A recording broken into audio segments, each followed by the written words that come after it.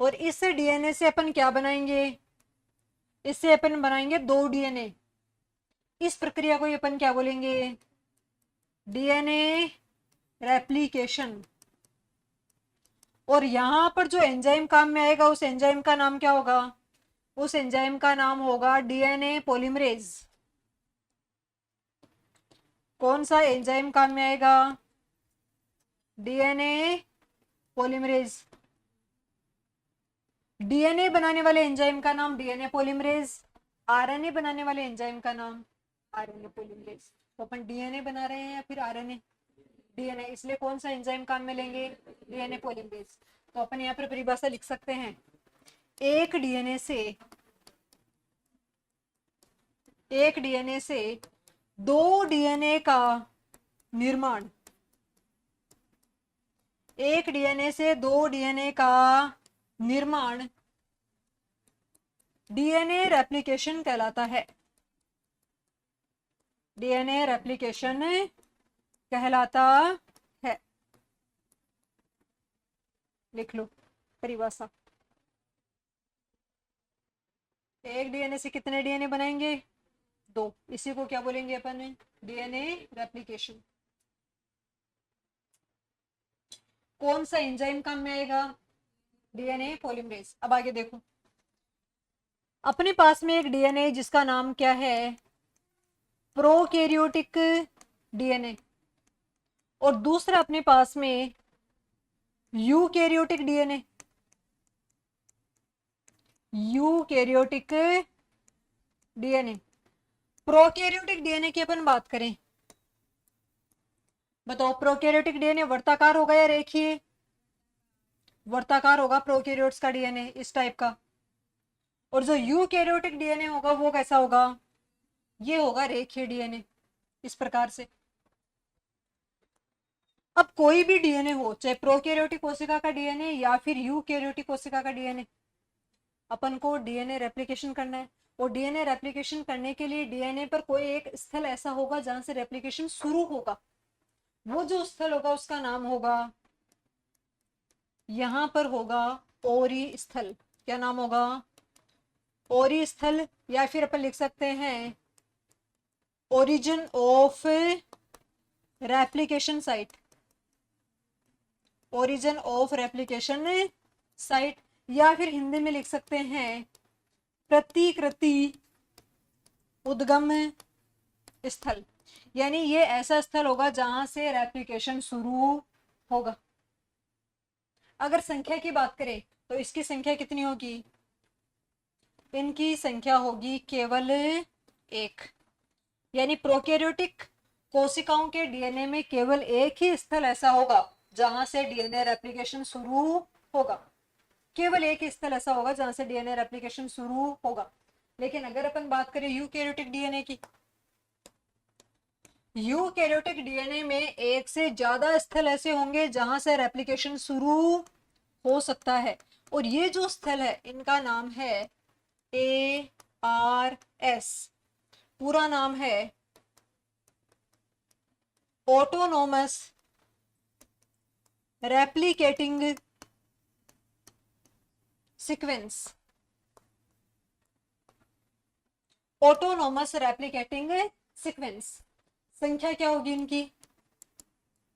संख्या 1 से अधिक। अच्छा मुझे बताओ, अपनी कोशिकाएं यूकैरियोटिक टाइप की है या फिर प्रोकैरियोटिक टाइप की? यूकैरियोटिक टाइप की कोशिकाएं हैं। और अपना जो डीएनए है उसके अंदर एक से ज्यादा स्थल ऐसे हैं जहां से रेप्लिकेशन शुरू हो सकता है। लेकिन बैक्टीरिया के डीएनए की बात करें तो वहां पर केवल एक ही स्थल ऐसा है जहां से रेप्लिकेशन शुरू हो सकता है। बात समझ में आ गई? लिख लो यहां तक।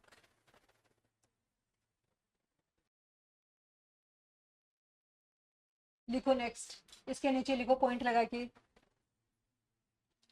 डीएनए रेप्लिकेशन, डीएनए रेप्लिकेशन जहां से शुरू होता है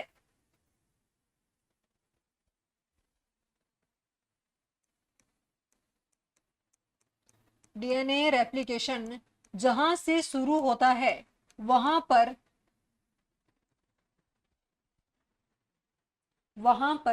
रेप्लिकेशन फोर्क का निर्माण होता है। रेप्लिकेशन फोर्क का निर्माण होता है।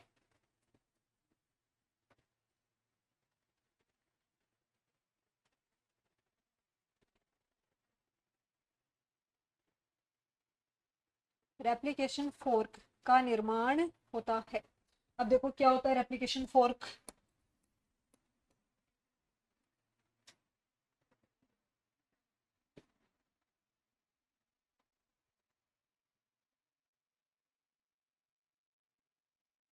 ये अपने पास में है 5 प्राइम एंड, तो ये कौन सा होगा 3 प्राइम। ये 3 प्राइम तो ये कौन सा हो जाएगा 5 प्राइम। ये डीएनए है और यहाँ पर वो सेल है जहां से रेप्लिकेशन शुरू होगा। तो जब रेप्लिकेशन शुरू होने वाला होता है तो इनके दोनों रज्जुकों के बीच में कौन सा बंध पाया जाता है, चलो ये बताओ मेरे को। डीएनए के दोनों रज्जुकों के बीच में कौन सा बंध पाया जाता है, हाइड्रोजन बंध। तो जैसे रेप्लिकेशन शुरू होने वाला होता है हाइड्रोजन बंध यहाँ से क्या हो जाएंगे, टूट जाएंगे और इस टाइप से एक रेप्लिकेशन फोर्क का निर्माण हो जाएगा। अब देखो इसको अपन 2 पार्ट में ऐसे डिवाइड कर रहे हैं। मुझे एक बात बताओ, ये फोर्क की दिशा है या नहीं है। यहां से डीएनए खुल रहा है, इसका मतलब ये क्या है, ये है फोर्क की दिशा। फोर्क की दिशा। और ये क्या है इस वाली साइड में, फोर्क की विपरीत दिशा। फोर्क की विपरीत दिशा। चलो ये बताओ, ये फोर्क की दिशा या फिर विपरीत दिशा, जल्दी बताओ। फोर्क की दिशा। और ये क्या है, फोर्क की विपरीत दिशा।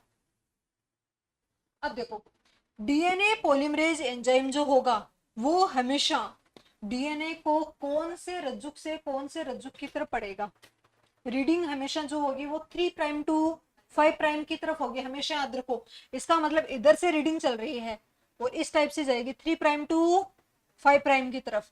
तो यहाँ पर रीडिंग हो जाएगी, इस वाले रज्जु को रीड किया जाएगा और डीएनए संश्लेषण किया जाएगा 5 प्राइम टू 3 प्राइम की दिशा में। ये 5 प्राइम हो जाएगा और ये कौन सा हो जाएगा 3 प्राइम। दूसरी साइड में सिंथेसिस होगा हमेशा कौन सी दिशा में, सिंथेसिस हमेशा कौन सी दिशा में होगा, मैं एक लाइन लिख रही हूं यहाँ पर। रीडिंग की दिशा कौन सी होगी, रीडिंग की दिशा होगी 3 प्राइम टू 5 प्राइम। और सिंथेसिस की दिशा कौन सी होगी, सिंथेसिस हमेशा होगा 5 प्राइम टू 3 प्राइम। अब मुझे बताओ रीडिंग इस डायरेक्शन में होगी या नहीं होगी, 3 प्राइम टू 5 प्राइम। भाई ये देखो ये 3 प्राइम है नीचे वाला, तो 3 प्राइम टू 5 प्राइम रीडिंग होगी और संश्लेषण कौन सी दिशा में होगा 5 टू 3 दिशा के अंदर। तो ये 3 प्राइम टू 5 प्राइम है तो यहाँ पर 5 प्राइम आएगा। तो इस टाइप से ये 5 प्राइम टू 3 प्राइम की दिशा में संश्लेषण होता रहेगा। ये 5 प्राइम हो जाएगा और ये कौन सा हो जाएगा 3 प्राइम, इस टाइप से। इधर देखो, इधर मान लो ये नीचे वाला ये 5 प्राइम है तो रीडिंग कौन सी दिशा में होगी 3 टू 5 में। तो संश्लेषण कौन सी दिशा में होगा 5 टू 3। और इधर रीडिंग कौन सी दिशा में 3 टू 5। तो संश्लेषण कौन सी दिशा में होगा 5 टू 3 दिशा में होगा। इसका मतलब डीएनए का निर्माण दोनों दिशाओं में हो रहा है। देखो इधर से भी डीएनए का निर्माण हो रहा है और इधर से भी डीएनए का निर्माण हो रहा है। तो एक लाइन लिखवा रही हूँ वो आपको याद रखनी है बस। इस डायग्राम से केवल एक ही लाइन निकल के आती है और वो क्या है, डीएनए रेप्लिकेशन। डीएनए रेप्लिकेशन द्विदिशीय होता है। द्विदिशीय यानी कि बाई डायरेक्शनल होता है। डीएनए रेप्लिकेशन द्विदिशीय या बाई डायरेक्शनल होता है। ये इंपॉर्टेंट लाइन है। बाकी आप इस चित्र को याद रखो नहीं रखो कोई बात नहीं, आपको ये लाइन याद रखनी है कि डीएनए रेप्लिकेशन कैसा होगा, द्विदिशीय यानी बाई डायरेक्शनल होता है। बात समझ में आ गई, लिख लो ये।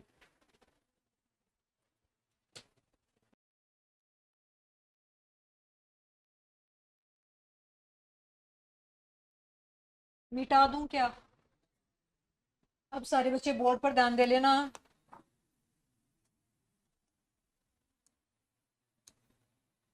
इधर देखो, आपकी जो बुक्स हैं उसके अंदर केवल इतना सा डायग्राम दिया गया है, ये वाला, ये डायग्राम, इतना सा डायग्राम है। इसी को अपन डिटेल से पढ़ने वाले हैं अभी। ओके, तो देखो बोर्ड पे,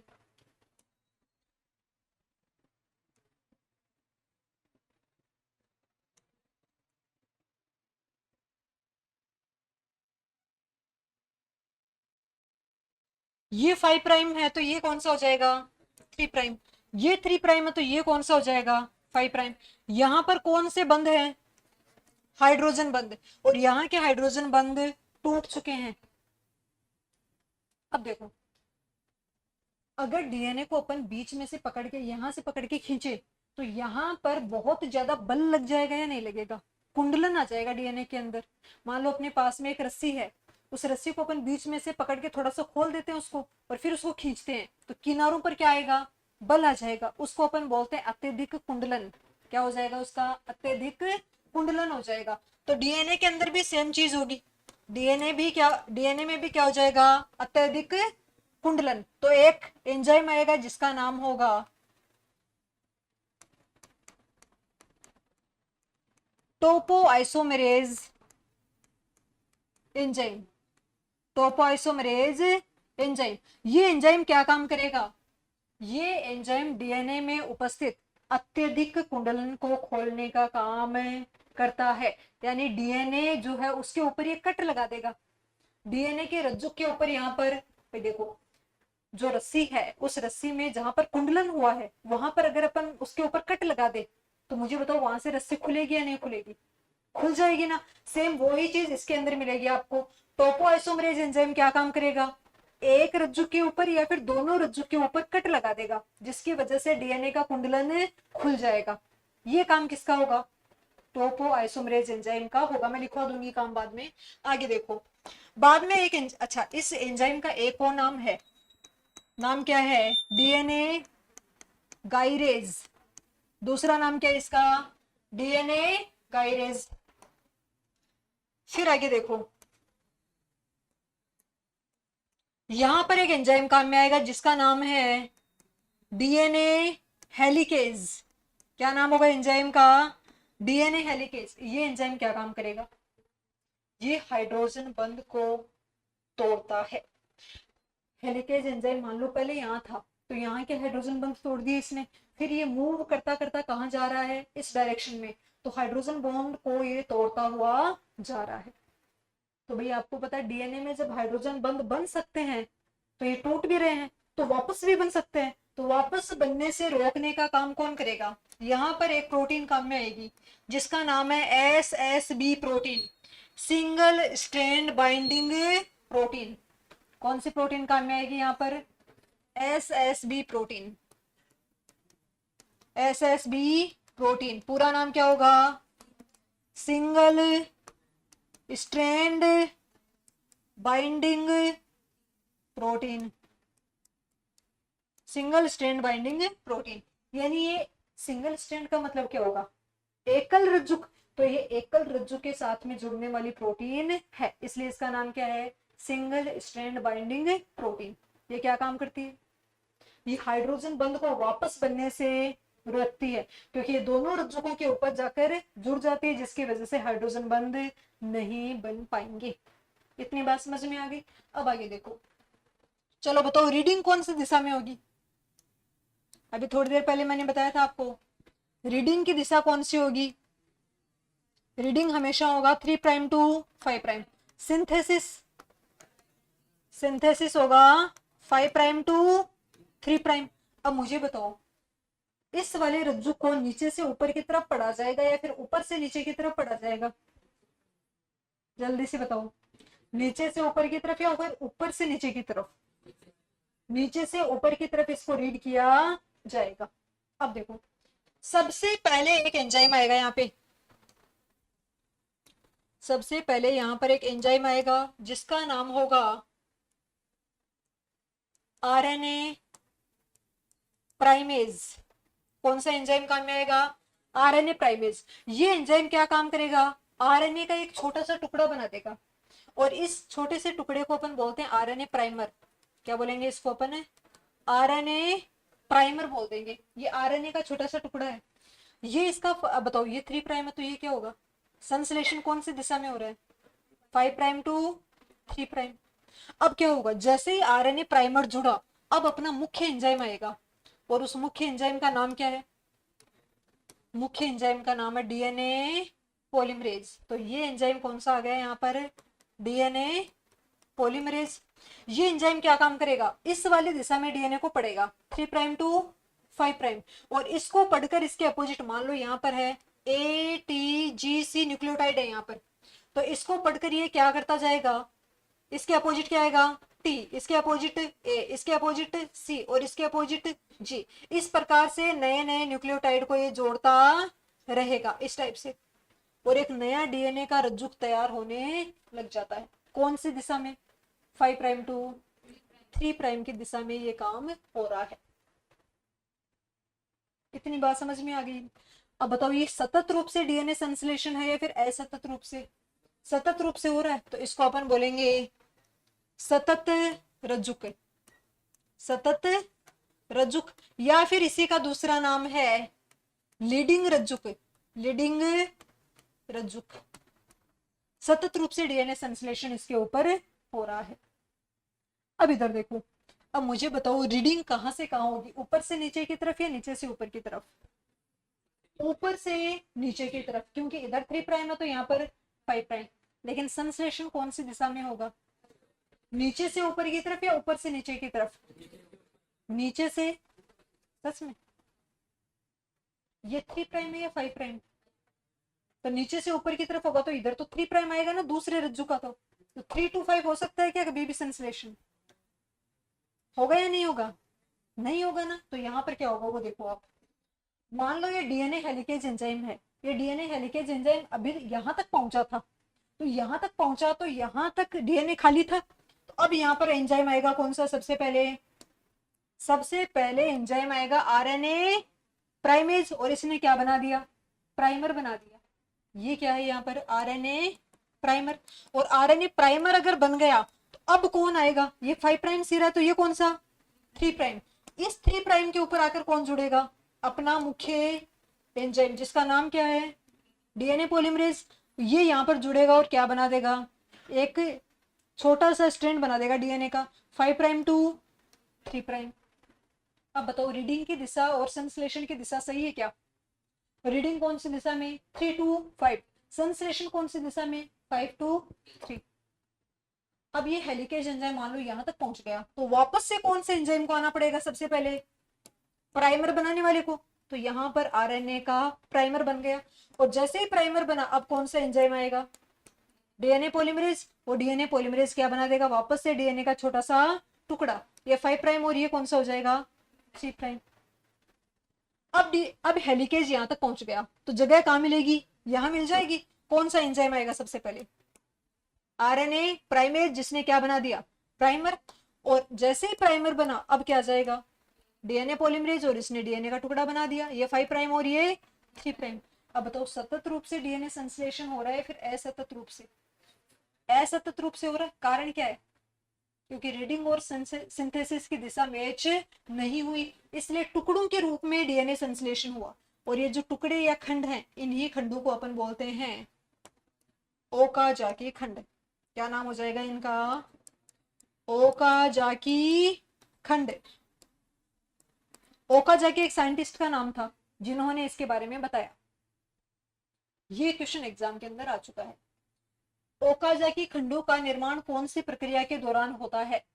डीएनए प्रतिकृतिकरण, डीएनए अनुलेखन, अनुवादन, या फिर एक और रिवर्स ट्रांसक्रिप्शन बोल सकते हैं अपन। 4 ऑप्शन आपके पास में, तो आप क्या बताओगे? डीएनए प्रतिकृतिकरण। बहुत इजी सा क्वेश्चन यहाँ से बनता है कि ओकाजाकी खंडों का निर्माण कौन सी प्रक्रिया के दौरान होता है, तो क्या बताओगे? डीएनए प्रतिकृतिकरण। ओके, इसको अपन असतत रज्जुक बोल सकते हैं क्या? असतत रज्जुक। और असतत रज्जुक का ही दूसरा नाम क्या है? लैगिंग रज्जुक। क्या बोलेंगे इसको अपन? Lagging strand, lagging strand.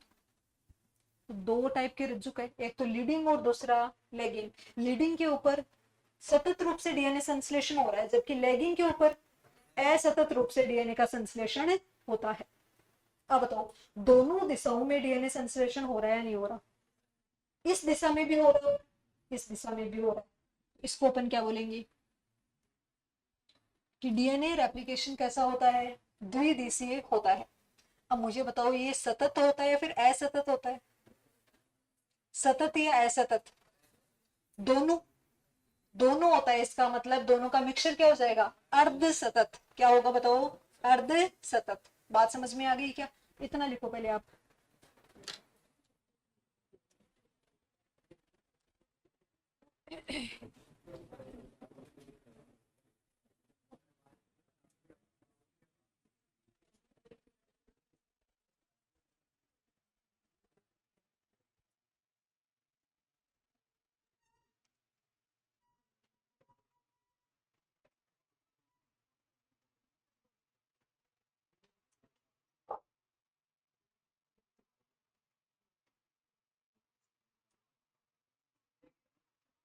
चलो मुझे एक बात बताओ आप, दो प्रकार के रज्जुक आपको दिख रहे हैं, एक तो लीडिंग और दूसरा लैगिंग। मुझे बताओ लीडिंग रज्जुक जो है उसका संश्लेषण फोर्क की दिशा में हो रहा है या फिर फोर्क की विपरीत दिशा में? फोर्क की दिशा में हो रहा है, लेकिन लैगिंग का संश्लेषण कहाँ हो रहा है? फोर्क की विपरीत दिशा में हो रहा है। इतनी बात समझ में आ गई क्या? दूसरा क्वेश्चन, लीडिंग स्ट्रैंड के संश्लेषण के लिए प्राइमर कितनी बार चाहिए? केवल एक ही बार आवश्यकता होती है प्राइमर की, लेकिन लैगिंग के संश्लेषण के लिए एक से अधिक प्राइमर की आवश्यकता होती है। हर बार नया प्राइमर यहाँ पर चाहिए होता है। इतनी बात समझ में आ गई क्या? चलो अंतर लिखते हैं अपन। एक साइड अपन क्या लिख रहे हैं? लीडिंग स्ट्रैंड, और दूसरी तरफ अपन क्या लिख रहे हैं? Lagging strand, lagging strand.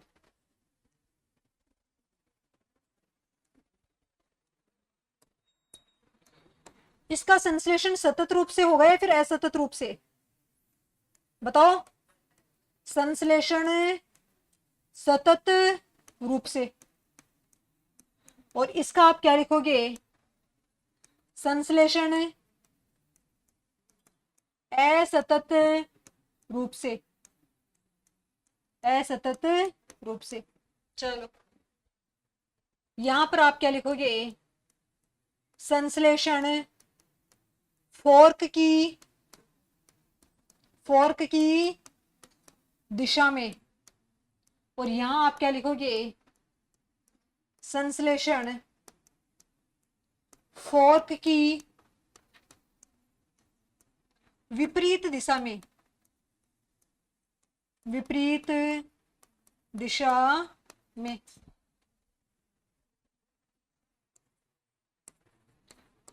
केवल एक बार प्राइमर की आवश्यकता, और यहां आप क्या लिखोगे?